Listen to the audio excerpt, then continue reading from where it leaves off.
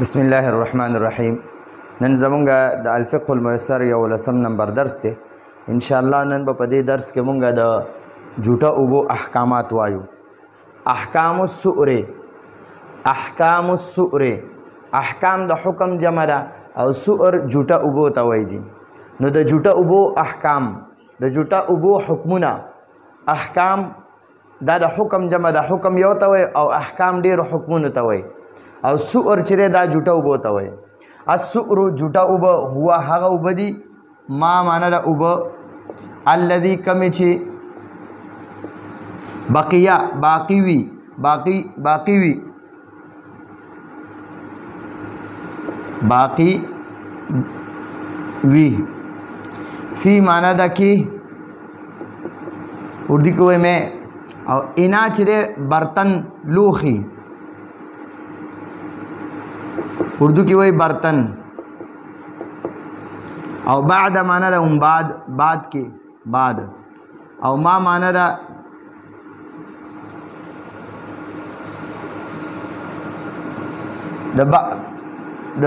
ما مانا دا حغا کی یعنی اس کے. فی الاناء بعد ما دا حغین بعد، اس کے بعد، اس کے بعد، اس کے بعد، اردو کی وہی اس کے بعد. شریبہ مانا دا اس کلی، من مانا دا سے اردو کی، او پختو کی وہی مونگا نا، او ہو مانا دا حقا اوبو حقا. انسان مانا دا انسان، او مانا دا یا. حیوان مانا دا جاندار، واو مانا دا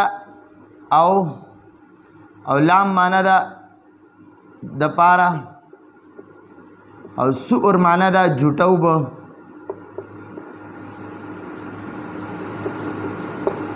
احکام د حکم جمع دا حکمونه. تختلف مانا دا بدلیگی،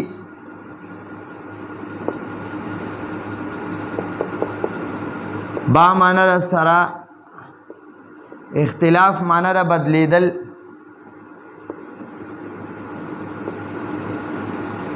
الحیوان مانا دا جاندار. الذی مانا دا کمی چی. شریبہ مانا دا اس کلی. من مانا دا نا، او ہو مانا دا حغا.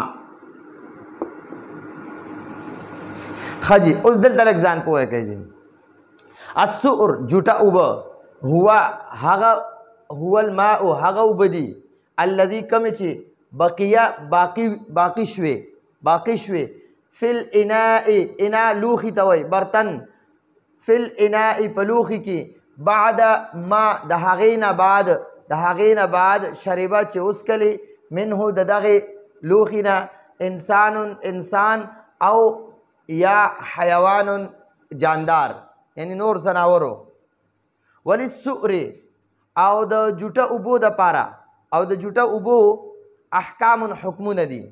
د جوټه اوبو حکمونه دي. تختلفو چې بدلیږي را بدلیږي، تختلفو بدلیږي. باختلاف الحیوان د جاندارو یعنی د ساوالا یا د زناورو د بدلیدو سره. الذي کمی چې شربه اس کلی منه د دغه اوبونه. ٹھیک شو جی. وللسؤر احکام او د جوټه اوبو لپاره حکمونه دي. تختلف چې دا بدلیږي، دا حکمونه بدلیږي را بدلیږي. باختلاف الحیوان د حیواناتو د بدلیدو را بدلیدو د وجنه. الذي کم چې شربه منه چې د دغه اوبونه اس کلی. نو کم حیوان چې بدلیږي را بدلیږي نو هغې لپاره حکم هم بدلیږي. اوس لکه انسان دی، دام یو حیوان دی، جاندار دی، نو د اوبه اوس کلی د هغې څه حکم دی. کافر اوس کلی د هغې څه حکم دی. ښځې اوس کلی د هغې څه حکم دی. سړي اوس کلی د هغې څه حکم دی. پیشو اوس کلی د هغې څه حکم دی. اس اوس کلی دغه شانتې، غوا اوس کلی، اوښ اوس کلی، او نور دغه شان څیزونو ته اوبه اوس کلی د هغې څه حکمونه دي. نو چې جاندار بدلیږي نو د هغې لپاره د هغې اوبو لپاره حکم هم بدلیږي. فسؤر الآدمیه، فمانا دا نو، سؤر مانا دا اوبه، دا جوټه اوبه، جوټه اوبه آدمی معنا ده آدمی یعنی سړی طاهرون پاکی دی پاکی فسؤر الآدمی د سړی جوټه اوبه طاهرون پاکی دی و معنا ده او تحصل معنا ده حاصلیږي به دی اوبو سره او ها معنا ده دا اوبه الطهارت پاکی ګورئ جی دلته اوس وایي فسؤر الآدمی د سړي جوټه اوبه طاهرون هغه پاکی دي وتحصل او حاصلیږي به په دې اوبو سره چې راکم دا سړي جوټه کړي دي الطهارت پاکی اذا معنا ده کله چې لم معنا ده نه او یکن معنا ده وي کله چې نه وي فی معنا ده کې او اردو کې وای میں ٹھیک شو او فم چې دی کنه دا خلی ته وای خله او اردو کې وای مو ٹھیک شو او هی معنا ده د دغه سړی ٹھیک شو هغه اثر معنا ده نشان یا علامت یا ورته اثر وایو النجاست ناپاکی د ناپاکی اثر وي که په خوله کې د ناپاکی اثر نه وي نو بیا د دغه سړي اوبه پاکیم دي او پاکیم پې حاصلېدی شي سواء یو خبره ده سواء معنا د یو خبره ده یا وی خوا کانا وی مسلمان مسلمان او معنا ده یا کافرن معنا ده کافر واو معنا ده او سواء معنا ده یو خبره ده کان معنا ده وی طاهرن معنا ده پاک او معنا ده یا جنوبن معنا ده په غسل کې چې وي ناپاکه خجی اوس دلته کې په دې باندې لږ ځان پوه کو فسؤر الآدمی د سړي جوټه طاهرون پاکی دي وتحصل او حاصلیږي به په دغه د دې سړي په دې اوبو جوټه اوبو سره الطهارت پاکی اذا کله چې لم یکن نوی فی فمیه د دې سړي په خوله کې اثر النجاست د نجاست اثر د ناپاکی علامت پکې نه وي د ناپاکی څه اثر پکې نه وي سواء یو خبره ده کان مسلما که مسلمان وي او کافرن او که کافر وي خو که مسلمان وي اومم جوټه چې دي هغه پاکي دي او پاکي پې حاصلېدی شي او که کافر وي د هغه جوټه پاکیم دي او پاکي پې حاصلېدی شي خو به شرط دا شرط پکې یو دا یو خو پکې ده چې هغې وایي چې فی فمیه اثر النجاست لم یکن فی فمیه اثر النجاست چې په خوله کې د نجاست اثر نه وي مثلا شراب اسکلی دي او هغه که اوبه جوټه کړي نو دغه اوبه ناپاکیم دي او په دغه باندې پاکیم نه حاصلېږي یا په خوله کې وینه راله خو ډېره وینه پکې راله او په دغه حالت کې دا اوبو کې خوله وواله دا اوبه یې جوټه کړې نو دغه اوبو سره چې دی نه دا اوبه پاکې دي او نه په دې پاکي حاصلېږي نو دغه خبره کوي وسواء او یو خبره ده کان طاهرا کدا سړی دا کوم سړی چې دی که دا پاک وي او جنوبن او که ناپاک وي که په غسل کې او که نه پاک وي خو د ده جوټه پاکې دي او په دغه باندې پاکیم حاصلېدی شي او که کافر او که مسلمان وي نو د ده په جوټه باندې پاکي حاصلېږي او دا جوټه چې دي دا پاکیم دي خو به شرط دا شرط پکې دی چې د ده په خوله کې د څه د ناپاکۍ یعنې د شرابو یا د وینې څه اثر نه وي چې کله دا اوبه څکي په دغه وخت کې وکذا و معنا ده او کذا معنا ده دغه شان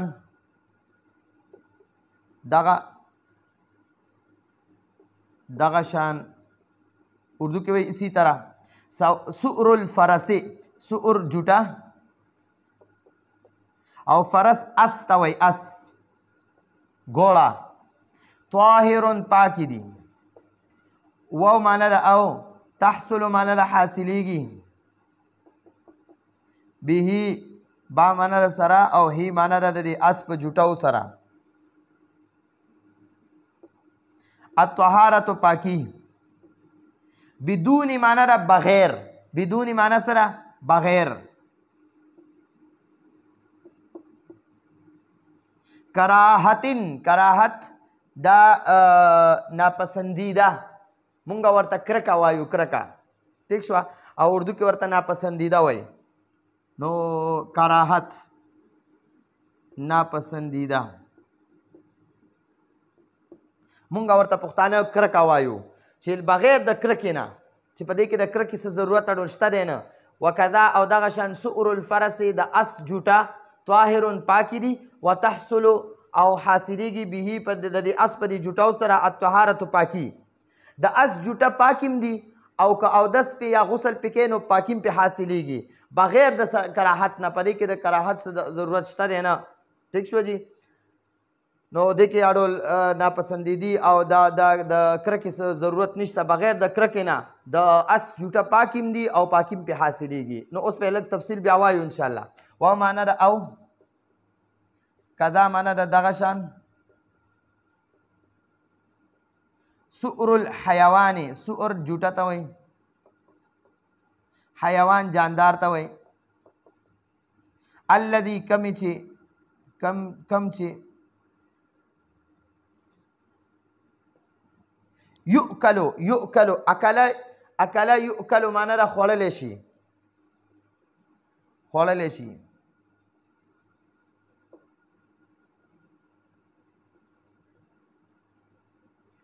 لحم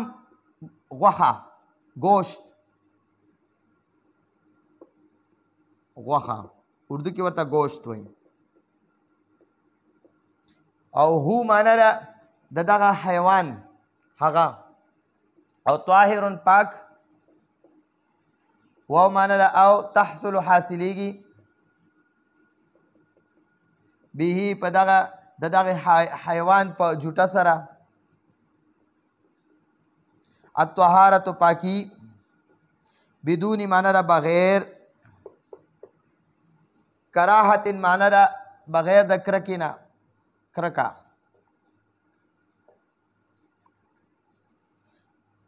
کاف معنا د پشان ابل اوخ اونٹ اردو کې وایي اونٹ واو معنا د او بقر معنا د غواوی او که غوایې وي غوا واو معنا د او غنم معنا د چیلی بکری چیلی خجی اوس دې ځای کې ځان پوه کو جي دلته کې وایي که نه وکذا او دغه شان سؤر الفرس د اس جوټه طاهر پاکی دی وتحصل به او په دې باندې پاکی حاصلیږي وتحصل به الطهارة او په دې د اس په جوټاو سره پاکی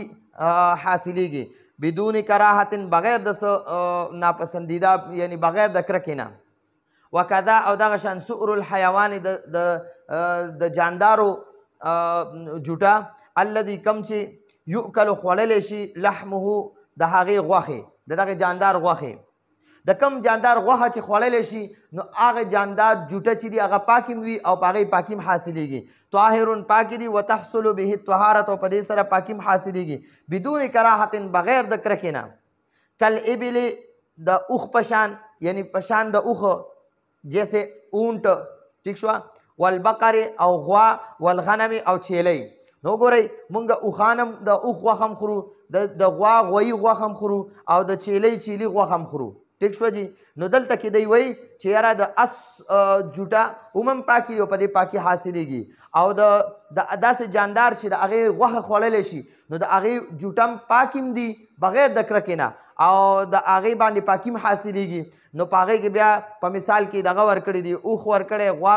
غوایې ورکړی دی چیلی ورکړي دي نو د دې د اوښ د غوا غوایي او د قشان د میخې او د سنډا او د چیلی د ګډ ګډې د دغه اوبه جوټه چې دي دا پاکیم دي په دې پاکیم حاصلولی شي یعنی غسل پم کولی شي او اودس پم کولی شي د کم څاروي د کم جاندار چې غوښه حلاله وي هغه انسان خوري نو د هغه جوټه بغیر د کرکې نه هغه پاکه وي نو اوس لږ ځان په دې باندې پوهیو وایي وهو الماء الذي او هغه اوبه کمې چې بقیه فی الاناء په لوښي کې باقي وي بعد ما د هغې نه بعد شربه چې اسکلی شي منه د دغې لوښي نه انسان او حیوان یعنی هغه اوبه چې په لوښي کې پاتې شي د دغې نه پس یعنی چې څوک د هغې نه انسان یا حیوان اوبه وڅکي او په دغې لوښي کې د هغې نه پس کمې اوبه پاکې شي نو هغې ته سؤر وی یعنی جوټه اوبه ویلی شي وللسؤر احکام او د جوټه اوبو حکمونه دي تختلف چې بدلیږي را بدلیږي باختلاف الحیوان د جاندار د بدلیدو را بدلیدو سره چې جاندار بدلیږي نو د هغې حکم د هغې جوټه اوبو حکم هم بدلیږي الذي کمې چې شربه اسکلې منه د دغې اوبو نه د دغې کمې اوبه چې جوټه کېږي د دغې نه بیا مخکې وایي فسؤر الآدمي د انسان د آدمزاد جوټه چې دي یعنی د سړي اوبه چې دي جوټه اوبه چې دي هغه پاکې دي طاهر پاکې دي وتحصل به الطهارة او په دې باندې پاکي حاصلېږي اذا کله چې لم یکن نوي فی فمه د دغې آدمي یعنی د دغه سړي په خوله کې اثر النجاست د ناپاکۍ اثر سواء یو خبره ده کان مسلما او کافرا که مسلمان وي او که کافر وي ټیک شوه جي که مسلمانی که کافر وي که ښځه وي او که سړی وي یو خبره ده چې یاره د جوټه چې دي هغه به پاکې وي او مخکې وایي که پاک وي او که ناپاکه وي که سړی دی دا که پاک دی او که په غسل کې دی د ده جوټه پاکې دي که مسلمان دی او که کافر دی او دغه شان که ښځه ده که دا پاکه ده او که نه دا د حیض حالت کې یا د نفاس په حالت کې ده نو د دې اوبه جوټه چې دي هغه پاک هم دي او په هغې پاکي هم حاصلېږي خو شرط پکې دا دی لم یکن فی فمه اثر النجاست چې د دې په خوله کې د نجاست د ناپاکۍ اثر نه وي ناپاکي څه ته وایي لکه مثلا یو سړي اوبه شراب څښلي دي که دا مسلمان وي او که کافر وي خو د ده دغه حالت کې که دا اوبه وڅکي د ده نه کمې اوبه پاکې شي د ده نه چې کمې اوبه پاتې شي هغه اوبه جوټه اوبه چې دي هغه ناپاکې دي او پاکي هم پرې نه حاصلېږي ځکه د ده په خوله کې اثر النجاست د ناپاکۍ اثر دی ټیک شوه جي وکذا او دغه شان سؤر الفرس د اس جوټه طاهر پاکم دي وتحصل به الطهارة په دې پاکیم حاصلېږي بدون کراهت بغیر د کرکې نه بغیر د سکرکې نه د اس جوټه چې دي هغه پاکم دي او په دې کې سړی اودس یا دغه کوي غسل پې کوي نو هغه هم پې حاصلېږي ځکه د اس غوښه چې ده دا خو ممنوع ده دا خوړل ټیک نه دي ممنوع دي دا د دې وجې نه چې دا اس ناپاکه دی اس ناپاکه نه دی اس پاک دی خو د ده د شرافت د وجې نه چې یاره دا اس چې دی دا به په جهاد کې په ده باندې مونږ جنګ کوو نو په ده به مونږ سوریږو مونږ به کافرو سره جنګ کوو نو د دې د وجې نه په د اس غوښه دا ممنوع ده منې ده وکذا دغه شان سؤر الحیوان د حیوان د جاندار جوټه الذي کم چې یؤکل خوړلی شي لحمه د دغې جاندار غوښه طاهر د ده دا جوټه پاکیم دي وتحصل به الطهارة او د ده په دې جوټې سره پاکیم حاصلېږي بدون کراهت بغیر د کرکې نه کالابل د اوښ په شان لکه اوښ والبقر او غوا والغنم او چیلی نو دغه د دې جوټه پاکیم دي او په هغې پاکیم حاصلېږي او دا زمونږ 11 درس و راتلونکي درس پورې اجازت غواړو هذا هو المرام والله اعلم بحقیقة الکلام